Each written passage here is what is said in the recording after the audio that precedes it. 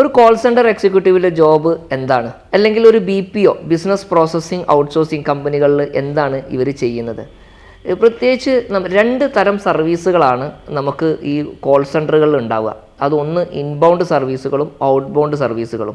നമ്മൾ ഒരു കമ്പനിയിൽ നിന്നോ അല്ലെങ്കിൽ നമ്മളൊരു സർവീസോ അല്ലെങ്കിൽ ഒരു പ്രൊഡക്റ്റോ നമ്മൾ പർച്ചേസ് ചെയ്ത് കഴിഞ്ഞാൽ സ്വാഭാവികമായിട്ടും അതിലുണ്ടാവുന്ന എന്തെങ്കിലും ഡൗട്ടുകളോ അതല്ലെങ്കിൽ അവരുടെ പരാതികളോ പ്രശ്നങ്ങളോ എത്രയും പെട്ടെന്ന് നമുക്കൊരു സൊല്യൂഷൻ ഒരു ഫോണിലൂടെയോ അതല്ലെങ്കിൽ ഒരു ഇമെയിലിലൂടെയോ, അപ്പം നമുക്ക് വോയിസ് പ്രോസസ്സുകളും വരുന്നുണ്ട്, നോൺ വോയിസ് പ്രോസസ്സുകളും നമുക്കതിൽ വരുന്നുണ്ട്. അപ്പം അങ്ങനെ പരാതികൾ ആ പ്രശ്നങ്ങളൊക്കെ പെട്ടെന്ന് പരിഹരിച്ചു കൊടുക്കുന്ന ഒരു ജോലിയാണ് ഒരു കോൾ സെൻറ്റർ എക്സിക്യൂട്ടീവ് ചെയ്യുന്നത്.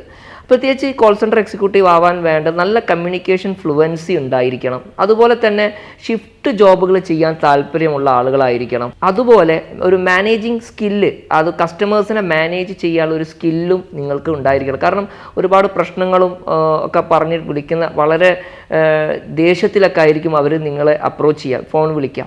അപ്പോൾ ആ സമയത്ത് അവരോട് വളരെ കാമായിട്ടും കൂളായിട്ടും നിങ്ങൾക്ക് സംസാരിക്കാനുണ്ടാവുന്ന ഒരു സ്കില്ല്, കസ്റ്റമർ സർവീസ് സ്കില്ല് നിങ്ങൾക്ക് ഉണ്ടായിരിക്കണം.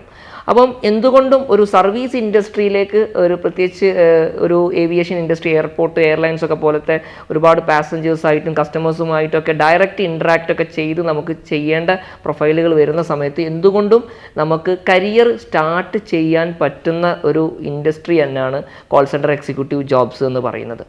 കാരണം നല്ല സാലറിയും അതുപോലെ തന്നെ ഇൻസെൻറ്റീവ്സും ഒക്കെ ഈ ഒരു ജോബിൽ നിന്ന് കാൻഡിഡേറ്റ്സിന് കിട്ടുന്നതാണ്.